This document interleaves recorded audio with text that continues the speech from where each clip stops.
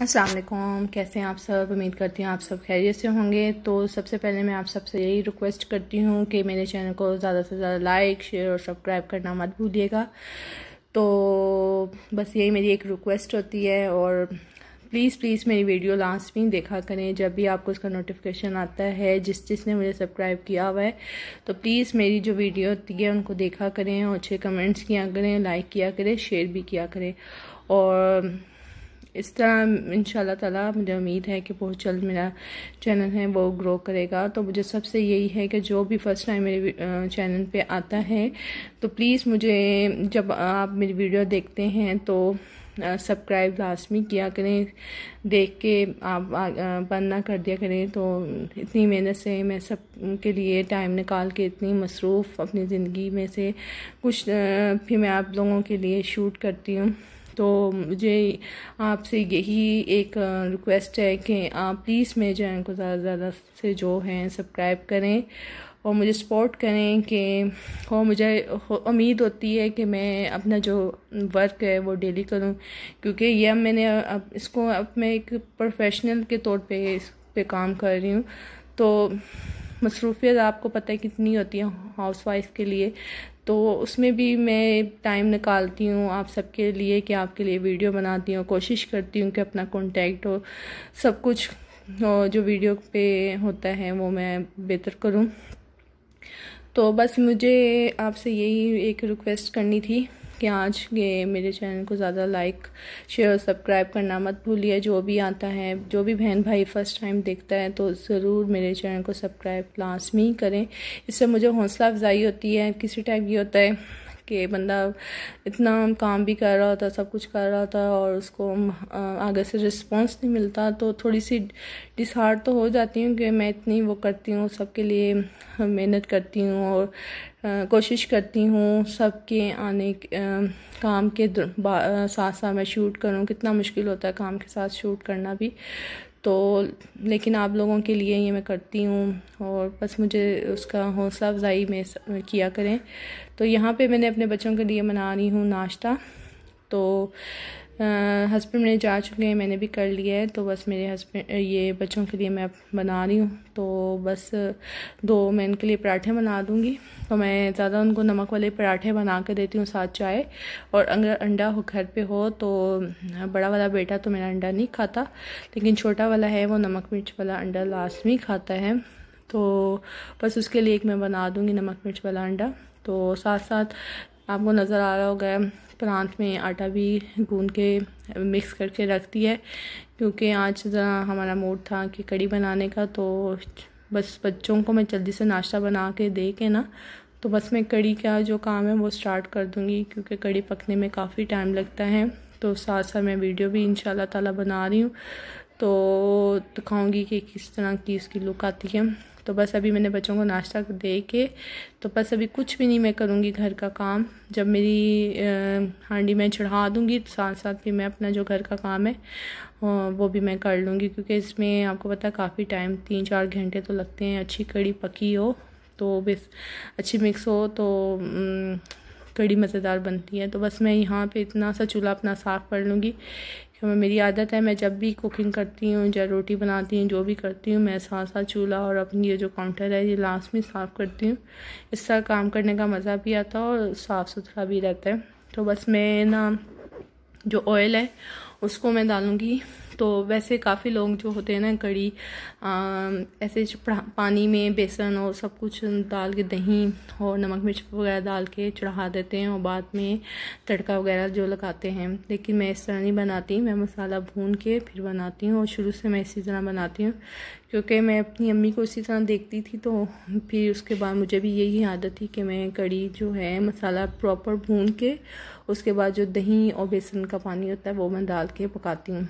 उसके बाद आप जब मैं पकोड़े बना लेती हूँ तो जिस थोड़ा सा जो ऑयल बचता है उसी में मैं ज़ीरा वगैरह डाल के और जो साबुत मिर्च होती है उसको डाल के मैं तड़का भी लगाती हूँ। तो ये मेरा टोकरी थी, इसमें मुझे काफ़ी कचरा नज़र आ रहा था। तो मैंने कहा जब तक कड़ी का वो जो प्याज ब्राउन हो रहे हैं तो तब तक मैं इस टोकरी में जितना गंद है ना वो मैं निकाल के साफ़ कर लूँ। और अच्छी तरह भी जो बास्केट है उसको भी मैं झाड़ के उसमें ये वापस जो प्याज है मैं इसको टोकरी में वापस लगा दूँगी स्टैंड में।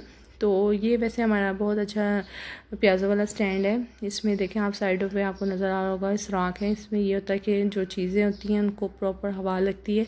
गर्मी में तो आपको पता है ना, चीज़ें बहुत जल्दी ख़राब हो जाती हैं, तो गर्मी में ये इस टोकरी बेस्ट है। तो प्याज बहुत कम ख़राब होता है, लहसुन और आलू और मैं ये प्याज़ों की टोकरी है। तो यहाँ पे मेरी अच्छी तरह ये साफ़ हो गया और देखिए कितना ज़्यादा कचरा निकला है। ये जब प्याज आए थे मैंने तब भी अच्छी तरह साफ़ किए थे, लेकिन उसके बावजूद इसमें इतना ज़्यादा कचरा इकट्ठा हो गया था और जब मैं खोलती थी उलझन होती थी। सबसे पहले इसकी जो वही नज़र आ रहा होता था मुझे कचरा सा।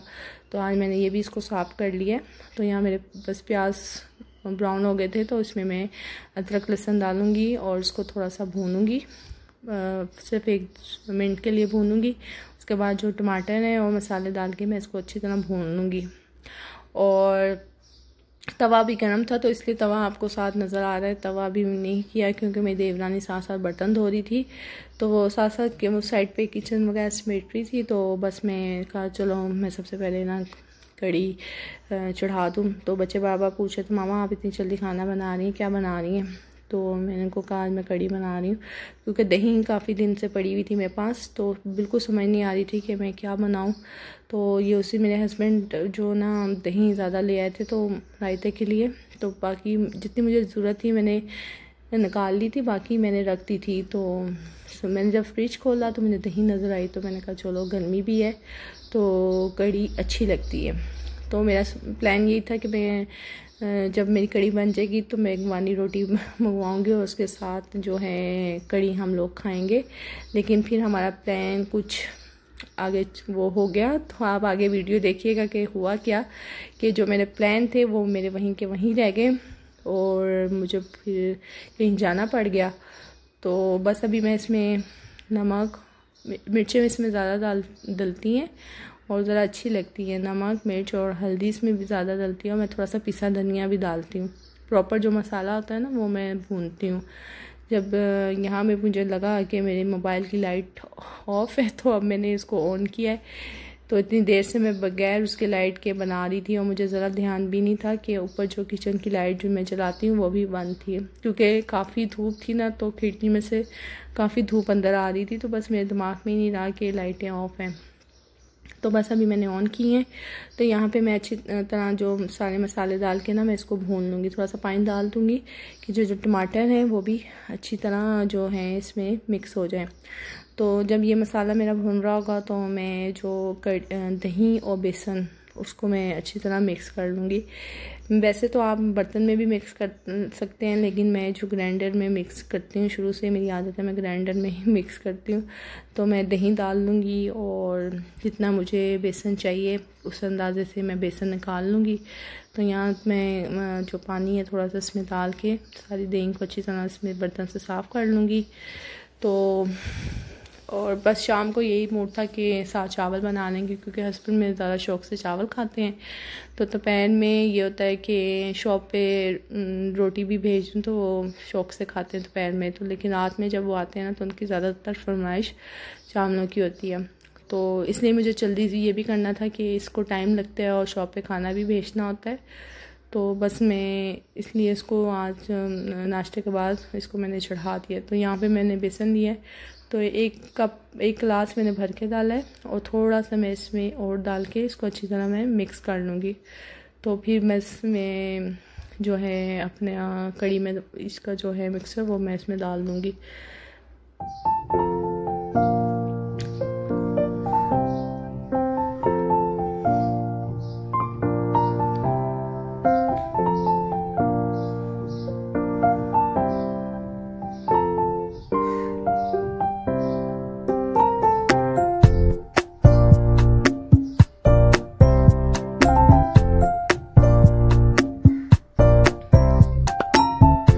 तो यहाँ पे मेरा मसाला हो रहा है तैयार। बस इसको एक दफ़ा मैं अच्छी तरह दोबारा से चम्मच हिलाऊंगी और जो मैंने ग्राइंड किया था मसाला वो मैं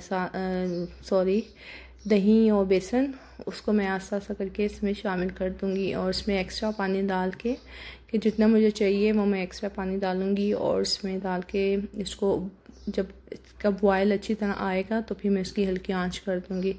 तो यहाँ मैं जग में जिस जग में मैंने दही और बेसन मिक्स किया था उसी में मैंने भर के पानी का डाल लिया। तो अभी मुझे लगता है कि मैं थोड़ा सा और पानी इसमें डालूँगी। तो बस थोड़ा सा डाल के बस इसको मैं छोड़ दूँगी अभी फुल फ्लेम पे कि ये जो उबल के ना अच्छी तरह ऊपर आ जाए। तो फिर मैं इसको स्लो कर लूँगी। तब तक मैं जो मेरा काम है सफाई का वो मैं स्टार्ट करती हूँ, क्योंकि झाड़ू मैं क्या सोच रही हूँ कि एक कमरे की मैं लगा ही आऊँ जब तक ये उबल रही है। तो बस अभी मैं झाड़ू लेके ड्राइंग रूम मैंने साफ़ कर लिया है और जो बेडरूम की एक झाड़ू लगाई हूँ। तो बस यहाँ से मैं झाड़ू लगाऊंगी।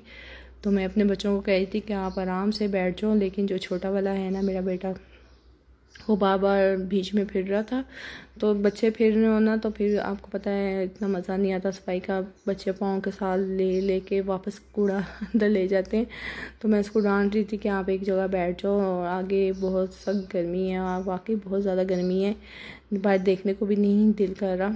तो यहाँ का मौसम एक तो ऐसा है कि हवा भी चलती है और एकदम धूप भी बहुत सख्त निकल आती है।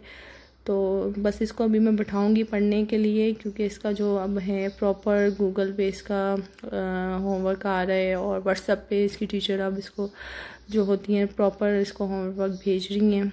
तो फिर इनका टीचर का ये है कि आप अच्छी तरह जो होमवर्क है ना इन बच्चों को करवाएं, और फ्राइडे और एक मंडे वाले दिन आप फिर एडमिट ऑफिस आके आप होमवर्क की जो कॉपीज़ हैं वो जमा करवाएं। लेकिन यहाँ पे वायरस इतना ज़्यादा वो हो गया है, जिस एरिया में इनका स्कूल है वहाँ तो सुना है कि बिल्कुल सील कर दिया है। रात ही खबरों में हम सुन रहे थे। तो क्योंकि जिस जगह पे इनका स्कूल है वो एक सेक्टर आगे है हमारे घर से, तो हम एक सेक्टर पीछे रहते हैं। तो बस यही प्रॉब्लम हो रही थी कि अब टीचर से पूछेंगे कि अब क्या करें, क्योंकि अब तो बिल्कुल उस साइड पे हम जा ही नहीं सकते, क्योंकि वो इलाका सुना है कि उनको सील कर दिया है। तो बस अभी यही मसला था। तो मैंने इसको बोला है कि जब तक नहीं है तो आप अपना काम तो करो व्हाट्सएप पे, तो क्योंकि आ ही रहा है काम। और बड़े बेटे का भी यही है कि मैं उसको प्रॉपर अब यही सोच रही हूँ कि ना अपनी इसको मैंने तैयारी शुरू करवाई है। जो स्कूल से आता है वो भी कर लेता है, लेकिन जो मेरा ज़्यादातर फोकस इस पे ये है कि मैं इसको 9th की अच्छी तरह तैयारी खुद करवाऊँ, साथ साथ जो लेक्चर आ रहा है उसको भी देखूँ, लेकिन जो तैयारी हम खुद करवाएंगे। मैंने कहा टाइम कब खुले स्कूल कोई पता नहीं है। इंशाल्लाह ताला हालात बेहतर हों तो फिर ही बच्चे स्कूल जाएंगे, वरना तो आजकल आपको पता है डर बहुत लगता है। और फीसें आपको पता है प्राइवेट स्कूलों में तो काम है या नहीं है, आपके बच्चे स्कूल आ रहे हैं या नहीं आ रहे, किसी को वो नहीं है। बस उनको फ़ीसों से है कि फ़ीसें हमारी आप पहुँचा दें, वो मैसेज लाजमी आते हैं। तो थोड़ा सा ये होना चाहिए कि इनको स्कूलों को भी चाहिए, प्राइवेट स्कूलों को भी चाहिए कि ये जो आपको पता है कि जो फादर वगैरह हैं वो जिनके अपने कारोबार हैं, शॉप्स वगैरह उनकी नहीं चल रही, को 100 मसले मसाइल होते हैं, किनकी नौकरियां नहीं हैं, किसी का काम दिहाड़ी वाले या नहीं हैं। तो आप फ़ीस पे वो थोड़ी सी वो करें ना, रियायत करें, या आप ना लें फ़ीस, कुछ अर्सा नहीं लेंगे तो कुछ भी नहीं होगा। तो अभी फ़ीस जमा करवाने गए तो उनके सर भी कह रहे हैं आपने लेट जमा करवाई ये वो। तो हमने कहा एक तो हम जमा करवा रहे हैं, ऊपर से बातें भी कर रहे हैं, तो इसलिए जो है स्कूल वालों को भी कोऑपरेट करना चाहिए वालिदैन के साथ कि किसी चलो हम तो जमा करवा रहे हैं, जो बच्चे दूसरे पढ़ रहे हैं जिनके माँ बाप जो बाप हैं वो कोई ऐसा काम कर रहे हैं जिनके नहीं आमदनी हो सकती, जैसे आपको पता है शॉप्स अब खुली हैं और जिनका खाने पीने का काम है वो तो बिल्कुल ही बंद है, तो उनके लिए कितनी मुश्किल हो रही है। तो बस इनसे यही है कि अल्लाह खैर करे, लेकिन थोड़ा जो है वालिदैन का भी एहसास करें। तो यहाँ पे बस मेरे कड़ी को बातें करते करते कड़ी को बॉयल भी आ गया था, तो बस इसको मैंने कवर कर दिया और हल्की आंच के लिए छोड़ दिया। तो यहाँ पे मेरा सारा काम डन हो गया है माशाल्लाह से। तो यहाँ पे मैंने जो पकौड़ों के लिए सामान वो भी मैंने काट के रख लिए हैं, अभी 12 नहीं बजे। तो मैंने कहा बस अभी मैं कड़ी और ज़रा अच्छी तरह गाढ़ी हो जाए तो फिर मैं पकोड़े बना के इसमें डाल लूँगी। तो बस अभी मैंने यही सोचा था कि क्योंकि अभी बेसन वगैरह नहीं डालूँगी, मिक्स करके नहीं रखूँगी, वरना जो पानी है ना प्याज पानी छोड़ देता है। तो बस अभी जो मेरे काम है ये कारपेट वगैरह उठा के ये मैं अंदर रखूँगी, और रुमाल भी मेरे सूख गए। तो उसको भी मैं अंदर रख लूँगी। तो यहाँ देखें बच्चों के मैंने कपड़े निकाले थे और उनको मैंने बोला है कि आप नहा लो जल्दी से। तो अभी छोटे बेटे को कहा है कि आप पहले जाओ, अभी बड़ा भाई जाएगा। तो अभी ये टीवी लगा के खुद गायब हो गए हैं। तो बस अभी नहा लिए बच्चे भी। तो यहाँ पे मेरी आ गई है नन अचानक से तो वो मुझे कही थी मेरे साथ बाज़ार चलें। जैसे मैंने आपको बताया था कि मेरे देवर की शादी है इंशाल्लाह ताला। हमारा तो था कि या लास्ट में होगी या स्टार्ट में होगी, तो अभी फ़ाइनल यही शायद होगा कि हम स्टार्ट में करेंगे। तो उसने कुछ चीज़ें लेनी थी, तो बस वो आई है। तो मैंने कहा यार मैं तो अभी पकोड़े वगैरह करने हैं तो मैंने कहा अभी तुम ठहरो 15-20 मिनट, पानी वगैरह पियो, फिर मैं तुम्हारे साथ चलती हूँ। तो बस मेरी कड़ी रेडी हो गई है। तो मैंने अपने हस्बैंड के लिए कड़ी निकाल के और अपनी देवरानी को बोल दिया था कि अपने हस्बैंड को कहना कि खाना दे आए शॉप पे। तो पानी रोटी तो हमारी रह गई, तो फिर वो रोटी बना लेगी, तो वो मेरे हस्बैंड को भी दे देगी और बना के रख भी लेगी। तो यहाँ पहले हम मरकज़ में गए थे, तो वहाँ पे हमें कुछ अच्छा नहीं लगा। तो फिर जो बाज़ार है G9 वाला, वहाँ पे हम जा रहे हैं। तो यहाँ पे ये जो मैडम है ये तो टिक ही नहीं रही थी गोद में, इसका बस नहीं चलता था। सबसे पहले ये खुद चली जाए क्योंकि उसकी इसकी चीज़ें लेनी थी और उसको इतना पता है कि मेरी चीज़ें लेने के लिए आए हैं। तो यहाँ पे 2-3 शॉप्स थी, पहले हमने कहा यहाँ पे देख लेते हैं। इसके सैंडल वगैरह लेने थे बबल गमर्स के, तो लेकिन हमारे साथ ये मसला हो रहा था कि हम इसके सैंडल लेने जहाँ पे भी जाते थे ना, तो इसका साइज़ नहीं मिल रहा था। तो यहाँ पे अभी तो हम एंटर ही हुए हैं बाज़ार में, तो यही था कि बबल्स कमर में इसने पहले भी देखा था तो उसको नहीं मिले थे। तो मैंने कहा चलो एक दफ़ा फिर देख लेते हैं, शायद लक पे मिल ही जाए। तो यहाँ पे इसने कपड़े भी लेने थे, तो खैर हमें कोई अच्छी नहीं लगी फ़्रॉक। तो यहाँ पे बाटा में हम जाएंगे ऊपर। तो यहाँ पे मुझे काफ़ी अच्छी लगी थी। मैं तो जब आती हूँ ना बाज़ार, तो मैं अपने बच्चों के लिए देखने लग जाती हूँ। लेकिन पहले हमने फ़ातिमा के लिए देखी कि फ़ातिमा का हमें कोई साइज़ नहीं मिला, क्योंकि जो हमें सैंडल पसंद आ रहे थे थोड़े से फैंसी हमने लेने थे, तो वो उसका साइज़ ही नहीं था, बड़े साइज़ में थी। तो मैंने कहा जब फ़ातिमा बड़ी होगी ना, देखना ये माशाल्लाह कितनी प्यारी प्यारी जूतियाँ सब पहनेगी। तो मैं यहाँ अपने बच्चों के लिए देखने जा रही थी। ये इसको मुकेश टाइप शूज़ कहते हैं। तो बड़े बेटे का मेरा माशाल्लाह पाँव इतना बड़ा हो जाता है, तो मैं इसकी प्राइस देख रही थी। लेकिन लेने का कोई फ़ायदा नहीं है, 1 महीने बाद इसको ये भी नहीं आने।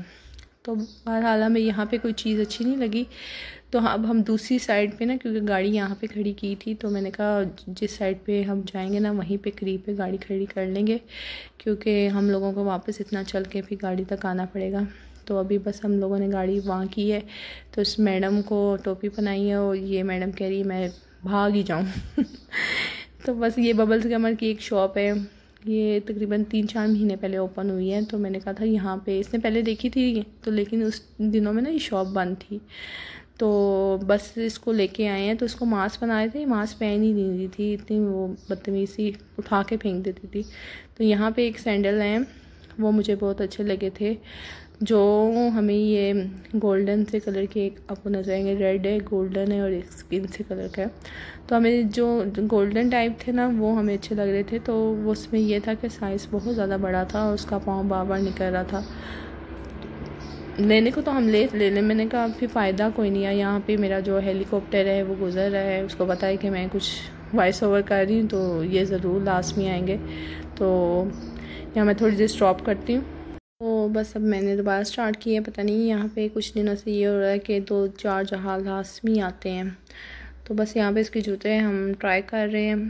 तो बस आपसे एक बात शेयर करूँगी, माशाल्लाह से मेरे अब्बू भी है, माशाल्लाह बहुत बेहतर है। मुझे कमेंट्स आ रहे थे तो मैं उनको रिप्लाई भी किया था, और मैंने अपने ब्लॉग में भी बता रही हूँ कि माशाल्लाह से मेरे अब्बू अब काफ़ी बेहतर हैं।